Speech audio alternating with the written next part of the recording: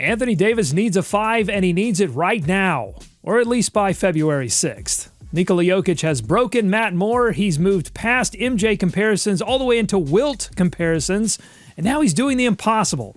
But are the Nuggets as a team ready to enter the contender conversation? I'll ask Matt and Hayes all that and more today on Locked On NBA.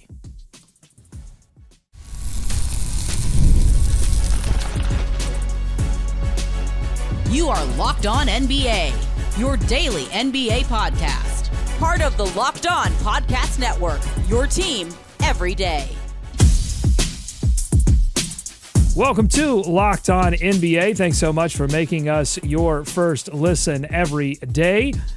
We are free and available wherever you get your podcast, part of the Locked On Podcast Network, your team every day. From the first whistle to the final drive, FanDuel makes the NFL playoffs even more exciting. Right now, new customers can bet $5 and get $300 in bonus bets if you win your first bet. Visit FanDuel.com to get started. I'm Doug Brunson, host of Locked On Hornets and your Shot Clock Sherpa, guiding you through the NBA's biggest stories with the help of our Locked On local experts. And with me are two of Locked On's premier national NBA experts from the Locked On Nuggets podcast and senior NBA writer for the Action Network. We've got Matt Moore.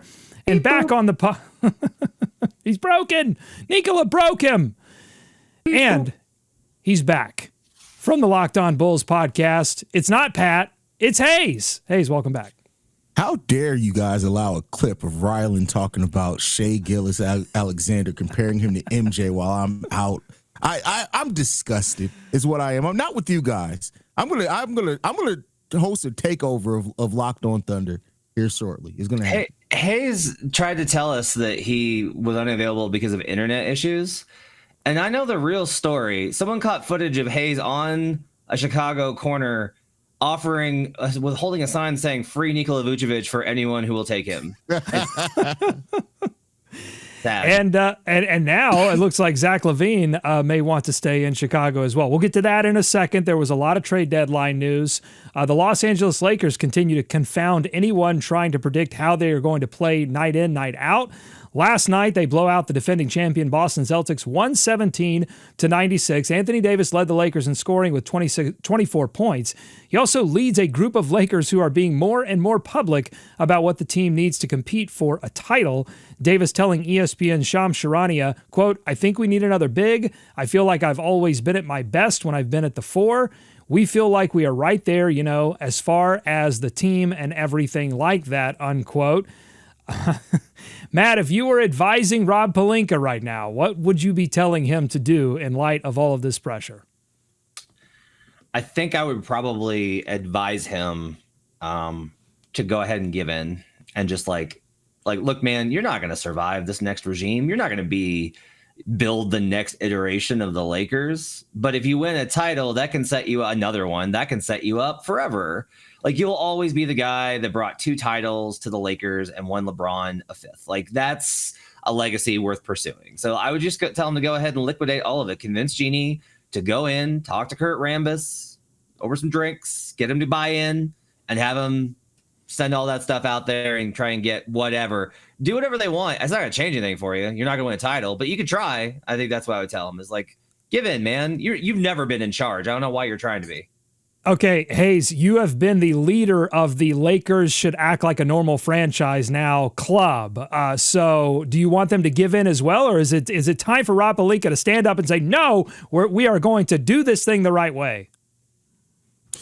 No, I think Rob Pelinka should stand his ground because, as Matt said, you're a dead man walking anyway, man. Like, there's nothing you could do. There's nothing that you could do to win a title with this team now. Even if you did try to make it look cute, you're still like it's done. Like, again, as part of the normal franchise, you know what normal franchises do sometimes? They make brash moves and they move on from people they shouldn't have. Part of that, though, is Rob Pelinka should have probably never been in that job anyway. But that's a story for another day. We don't have time to unpack all the Lakerisms that have happened on this franchise over the last 8 years. But I'll tell you what. The Lakers just embrace where you are. I'd say this, you're higher up in the Western Conference standings than I thought you would be at this point in time, so have fun with that. All right, let's hear from an exhausted crew at Locked On Lakers. We are back to Anthony Davis wants to be a 4. I mean, I agree with him. The Lakers could use another big, but I do have to admit I was a little like, oh man, we got to go through this again, this process. But where do you put center on the priority list of things the Lakers need between now and February? I mean, this is going to sound like the boring answer, but I do think it's probably the most glaring need. The rebounding issues have been apparent. I feel like anytime Anthony Davis is off the floor and there isn't another traditional big, teams just kind of have an open lane to score all the time. And that's just not how you're going to win games, especially in the playoffs. It is tantalizing, particularly after that win over Boston, to overreact and try to go for it. And I think, the fans in LA, they expect championships. So when you're dealing with a rational actor, sometimes you have to act irrationally. But there was other news on the trade deadline report. Believe it or not, there's more news around Jimmy Butler, including whispers that Memphis could be a team willing to take him on if a deal with the Suns were to fall apart. But Mark Spears saying this on NBA Today, quote, "I was told today from someone close to the situation that his wish list is just out of Miami with the exception of Memphis. He doesn't want to go to Memphis, but he does want to finish his career wherever he goes. That's the key." So he's definitely going to Memphis, right? That's sort of my takeaway. Matt, do you like Butler's fit better in Phoenix, or is the idea of him playing in Memphis more interesting to you? I don't know. Does Guangdong have assets? Look, here's the deal. As a Grizzlies guy, under no circumstances do I want him anywhere near that team. Okay, vibes are good. Optionality. They have so many good guys. Santi Aldama, G.G. Jackson, Scottie Pippen Jr., and Brandon Clark, and Zach Edey. They can build any sort of lineup that they need. And to do this, you're going to get sucked into sending Miami a bunch of good players in exchange for a 35-year-old, unable to go every night, locker room cancer who wants to get paid a bajillion dollars. No, for God's sake, Memphis. I get it. You're close. And you think that playoff Jimmy could be the piece that puts you over the top. Why? I'm sorry. Does he have, am I missing the 6 titles, or does he have one legit finals appearance in the bubble and then a fluke run? Isn't that pretty much all he's done? Let's stop pretending that Jimmy Butler is this missing piece for these teams. Send him to Phoenix. He belongs on a fake contender. Under no circumstances should Memphis get involved here. Moving on from Dylan Brooks to only re-sign to trade for disgruntled Jimmy Butler makes no sense for that franchise. None. So please, no. Memphis, no. Keep him away from everybody over there in Memphis. I love how this is gone, right? Because he initially had his list would include Dallas, Houston, can't remember all the teams. It went from that to, I want to go to the contender. Now I just want to go anywhere but Miami. I want to be anywhere but Miami and Memphis. So listen, Jimmy Butler at this point is going to have to deal with whatever I hope that the Miami Heat make the deal that's best for their franchise. I get it. Jimmy's done a lot for them. He gave some great performances in the playoffs. He laid it all out on the line. It's great. But for what he's doing and how he's prepared to hold this franchise hostage, you owe him nothing. He signed the contract. He has an additional year left on his contract. He can either opt into it, that's his right, or he can opt out and deal with what he has to deal with out in free agency. That's it. They owe him nothing. The player empowerment movement, I get it, and there are some players that did deserve to be empowered that I do think hold their franchises accountable for what they need to do. But Jimmy, at this point, he needs to understand the time is passing you by, young fella. You got more time behind you than you have left in front of you, and you're making this time left potentially very uncomfortable for yourself, acting like a diva. If he's willing to go anywhere, if he's just not Memphis, anywhere else in the league. That's how much I hate Miami. The Wizards should be beating down their door with Jordan Poole. Just beating down their door. Here. No. Here. Hey, the actual starter. Beloved by teammates, except for Draymond Green. They should absolutely be trying to, that's what the Wizards should be doing. Really test that theory from him that he wants to retire with the next team he goes to. Matt and Hayes, very quickly, Matt, you mentioned that Memphis is close. They've got a lot of good young players. They've got a lot of depth that they could, sacrifice a player or two in service of getting into contender status. what other teams have pieces and teams that smell contender-ish? They have the assets. They need to trade some of those assets to take the next step. Matt, I saw you write a little bit about Orlando and their offense being apocalyptic. They scored 79 points in regulation in a game last night. Are they a team that needs to look to move something to get themselves right and back into Eastern Conference contention? Yeah, I think the list is kind of Orlando when they've got all these kind of center options that can probably consolidate to address a need. It's getting to the point they've got to do something to get the offense where it needs to go. I think the other one is probably OKC, they just have so many guys, right? And it's like, all right, you can probably level up a little bit. And we're seeing this with that Dallas game we'll talk about later. So yeah, I think those two are the two teams. I think they have so many assets, they can afford to go do something. Hayes, you got a few teams? Yeah, I agree with those. I do think the Orlando Magic, I just don't want them to kind of go too far. Like their team has been injured all season. I want to wait to see, but it's always going to be the OKC Thunder and the Houston Rockets to a degree as well. They have a lot of assets, young players. They can look to combine to get a star in if they need or want to. Just don't let it be Jimmy Butler. Just no for none of those teams. So Hayes, Zach LaVine wants to stay in Chicago. How are you feeling? Love it. I actually think the Bulls are on pace to keep their pick this year. If you can add a top 10 pick in this draft and keep Zach LaVine on your roster, I think that's the best outcome for the Chicago Bulls that they can hope for. All right, coming up, we've got a lot ahead on this Friday edition of Locked On NBA. All-Star starters were announced. Who's in, who is out, plus Nikola putting up insane numbers last night, and he's doing the impossible. Are the Nuggets ready to enter the contender conversation? That's ahead on Locked On NBA. Today's episode of Locked On NBA is brought to you by FanDuel. From the first whistle to the final drive, FanDuel makes the NFL playoffs even more exciting. And right now, new customers can bet $5 and get $300 in bonus bets if you win your first bet. So keep the action going with FanDuel. The FanDuel app is easy to navigate, and the variety of bets keeps every game exciting. Plus, when you win, you get paid instantly. No more waiting around for your winnings, whether you're betting on your favorite team or you're just looking to add some extra excitement to the playoffs. FanDuel has you covered. Just visit FanDuel.com, that's FanDuel.com, to join today and get started with $300 in bonus bets. Make this playoff season unforgettable with FanDuel, an official sportsbook partner of the NFL. More Locked On NBA ahead.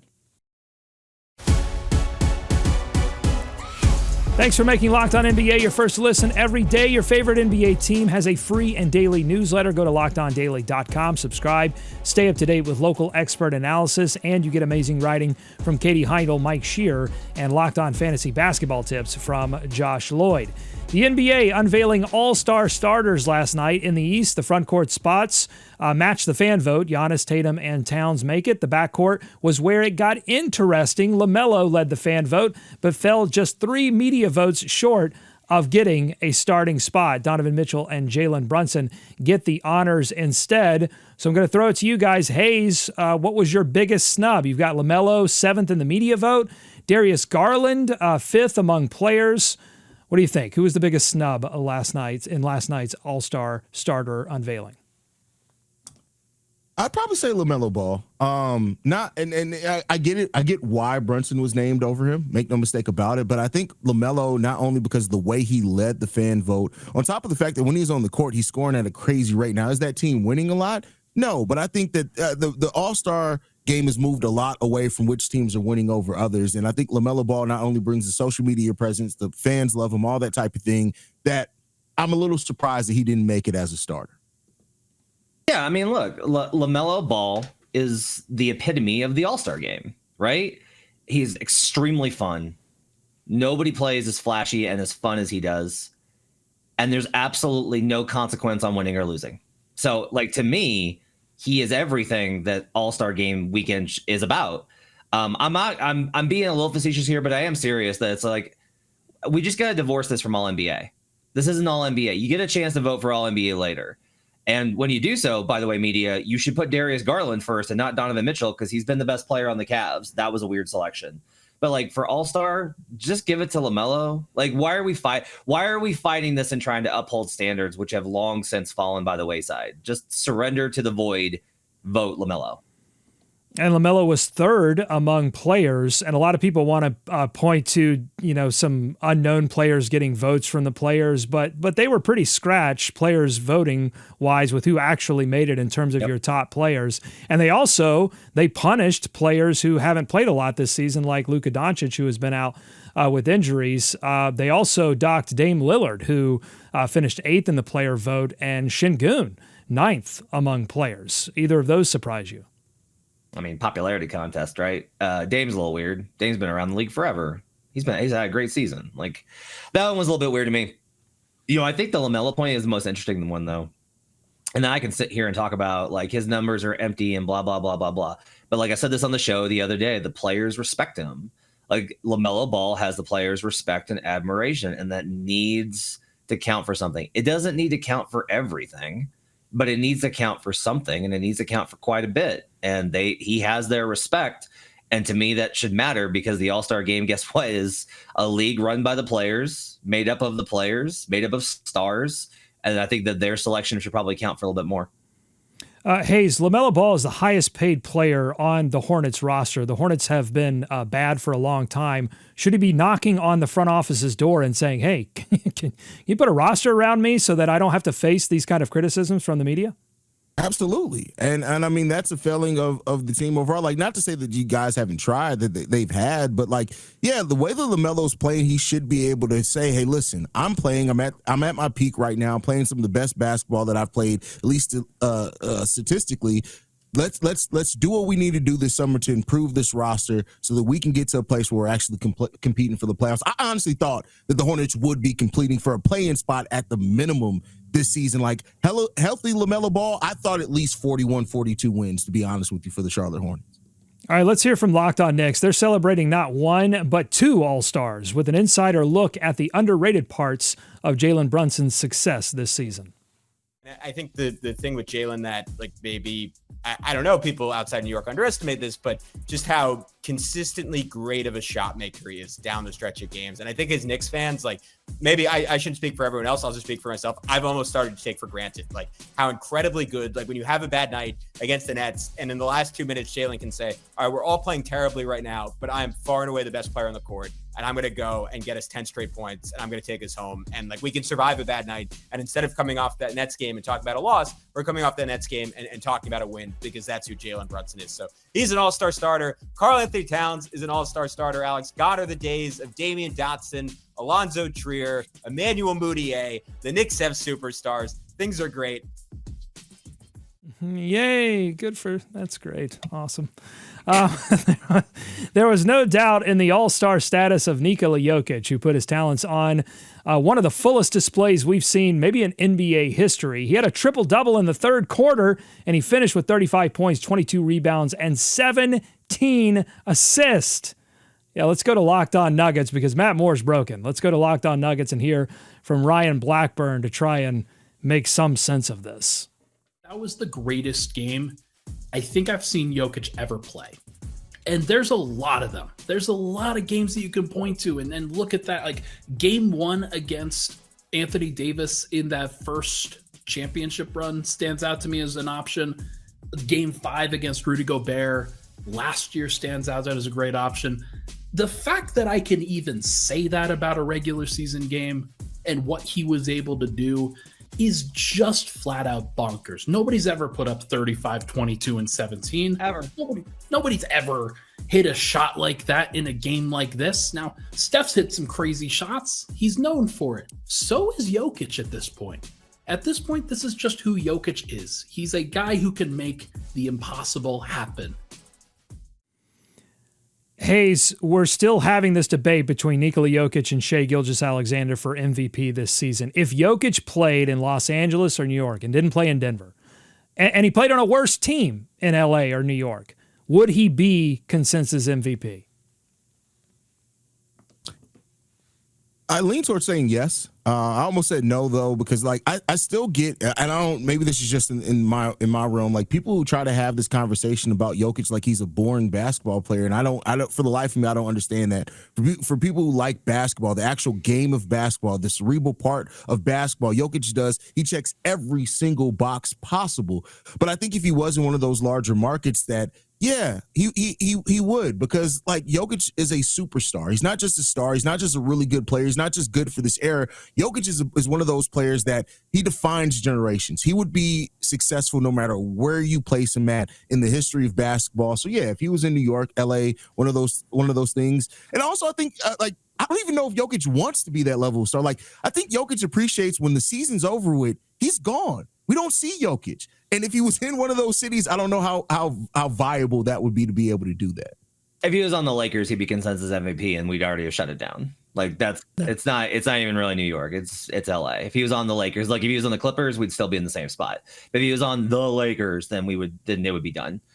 And like I want to be very clear on this. I think there's still a chance for Shea, because like I care about winning so much, and Shea's winning a ton and doing great.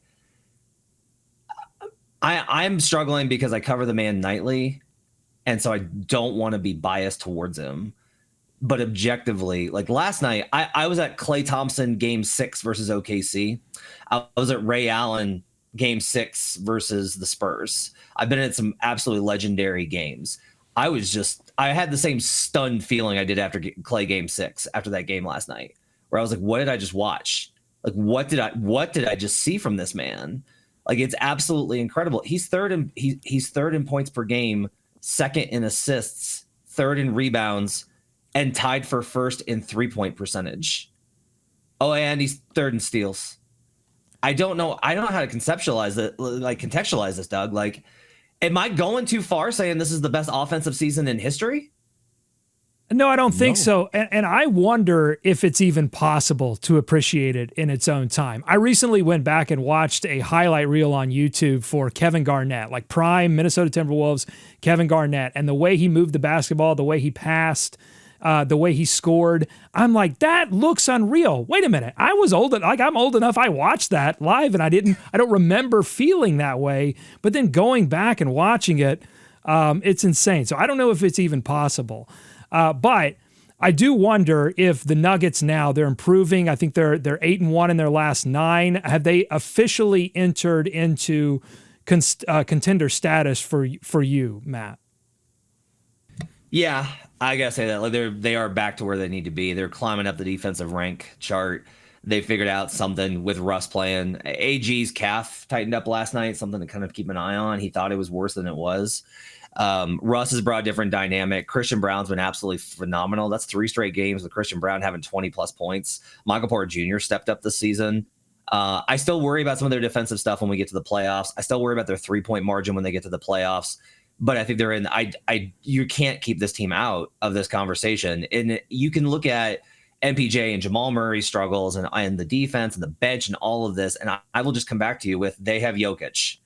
And I don't know that I've ever reached a point where that felt like it, except for LeBron. But I just don't know how you can count out a team that's got this guy on their side. In the last 10 games, the Denver Nuggets are first in offensive rating, 7th in defensive rating, first in true shooting percentage.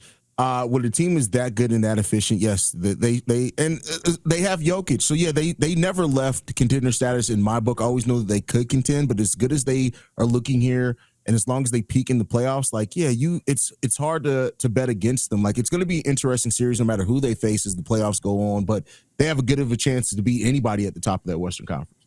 All right, coming up on Locked On NBA, we still have our favorite things of the week. Matt tells me he has multiple of them. I don't know how many Hayes has, but we'll have to find out coming up in just a moment. Today's episode of Locked On NBA is brought to you by Talkspace. Therapy, it's a game changer. It can help manage stress, improve sleep, and communicate more effectively. But finding the right therapist and fitting sessions into your busy schedule can be a challenge. I know it is for me. That's where Talkspace comes in. Talkspace, the leading virtual therapy provider, makes getting the help you need easy, accessible, and affordable. With Talkspace, signing up is simple. You can match with a licensed therapist who fits your needs, usually within 48 hours, and it's convenient. You can have sessions from the comfort of your home or even message your therapist between appointments. Plus, Talkspace is covered by many insurance plans, and for most insured members, there's a $0 copay. It's never been easier to prioritize your mental health. As a listener of this podcast, you're going to get $80 off your first month with Talkspace when you go to Talkspace.com/LockedOnNBA and enter the promo code SPACE80. To match with a licensed therapist today, go to Talkspace.com/LockedOnNBA and enter the promo code SPACE80 to get $80 off your first month and show your support for our show. That's Talkspace.com/LockedOnNBA, promo code SPACE80. More Locked On NBA ahead. Welcome back to Locked On NBA. Thanks so much for making us your first listen. Maybe it's your first watch on YouTube, youtube.com/@LockedOnNBA. That's where you can leave your comments. Before we get to our favorite things of the week, the NBA took their show on the road and across the Atlantic Ocean, all the way to Paris, France. Victor Wembanyama and the Spurs blow out the Pacers 140-110. Wemby led the way with 30 points, 11 rebounds, 6 assists, 5 blocks, and a steal on 62% shooting. So we had crazy Nikola numbers. We have crazy Wemby numbers. They're everywhere in the NBA this season. So I ask you, Hayes, finish this sentence for me. This is the best the NBA product has been since blank. How far do you have to go back? If I'm not mistaken, the 2016 playoffs were really, really good. I'm not saying you necessarily have to go back that far, but that's kind of the last time that I remember like mass excitement around is the 2016 playoffs, both in the social media aspect of it, and I think it's all reaching the height at the same level right now. I'm actually going to say 2019, and the reason I'm going to say that is this is a larger conversation. I think we overlook exactly what the pandemic did well. Everything. And in the NBA, you have to remember that the real slide in terms of rest management started to happen post-COVID. And a lot of it was that they had a month off in between the bubble and the start of the next regular season. And then they had a shortened off season the following year. And everybody played a ton of basketball along with international for the stars. And I think it really caught up to them. And I think what we're seeing now is like guys are playing now. We start after that bad early start. Remember in November when it was like, oh my God, the injuries, knock on all the wood in the world. It's been better. And I think that we're seeing kind of a stabilization here. So I'm going to go back to then. I still think that what we had in the mid 2000s, we had some really elite play. But I think it's really fun every night now because there's lots of questions about who's going to win the title and not knowing that.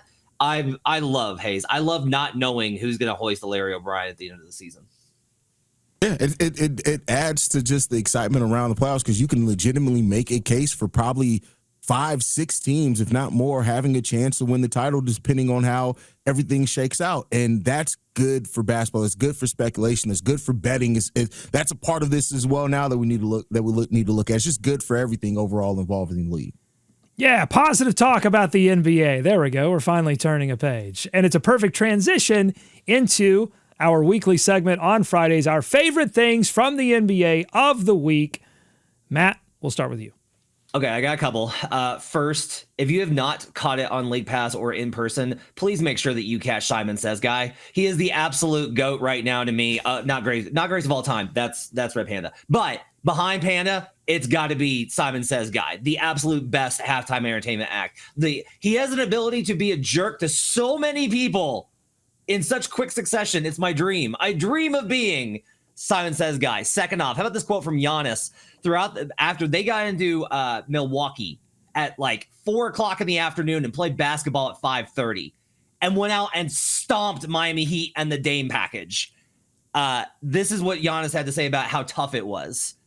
This is not the toughest conditions that I've played basketball in. The only difference is that we had to take a flight. At the end of the day, if you call this adversity, I think the team responded very well facing this adversity that we had to take a flight for 2 hours before the game. At the end of the day, we still woke up in a 5-star hotel, had breakfast, sat down as a team, talked as a team while we were waiting for the bus. We had a pretty nice bus ride, and we went to our plane, our charter plane, private plane. Everybody has their own seat. You can order some food on the plane, get some fruit if you want. They have drinks too. After that, your cars are warm right in front of the plane waiting for you. You get in the car and you get to the arena in like 15 minutes. And after that, you do your routine and you get ready for the game. For me, those conditions are not that bad. I've been in way worse conditions in my life. But if you want to call this adversity, I'm very happy and proud of how this team responded. Even though we did all that, we were locked in and came in here to win.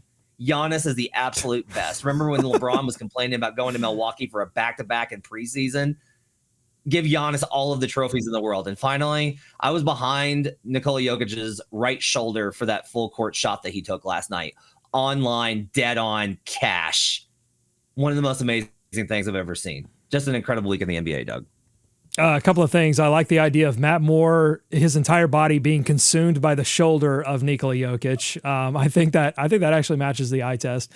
And on the Giannis thing, you read that whole thing, and I was just thinking the whole time, all right, Dad, I just wanted to use the car. I'm sorry. Okay? Like it's like the ultimate dad speech there.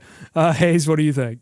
I got two things, both that are directly related to me or my teams. First is the fact that it seems like Bulls fans, and it's funny how everything gets kind of reframed and they think about things when records are broken. Bulls fans starting to really realize that Zach LaVine, despite his flaws, he does have flaws, and some of the terrible teams that the Bulls have put him on over his almost decade-long time here, is that people are starting to realize that Zach LaVine is one of the best offensive players that we've ever had on the Chicago Bulls. And I'm glad that he's starting to get his flowers amongst the Bulls fan base, because for a long time, they've just been criticizing him for what he doesn't do. And it's good that conversation starting. And then the second one is, I have to see you guys the podcast link. There's a podcast in which a Bulls fan was telling a story in which they saw two guys almost getting into a fight when the Miami Heat came into the United Center with two fans that were there, and those two fans were me and Pat the designer. And I love the fact that story was told, that they saw two guys almost get in a fight with Jimmy Butler, and they were talking about it was this guy with this big beard, and immediately people were like, "Hayes, was that you?" And I was like, yeah, it was when Pat Bev went off for 20 points in the quarter, and I called Jimmy Butler the B word, and he literally, it literally happened. So there you go. It was one of those moments where my dad sent to him. He was like, son, are they talking about you? And then on social media, it was like, are they talking about you, Hayes? Yeah, it was me. I almost got in a fight with Jimmy Butler. It is what it is. Giannis is going to have to sit you down and have a talk, a serious talk, sir.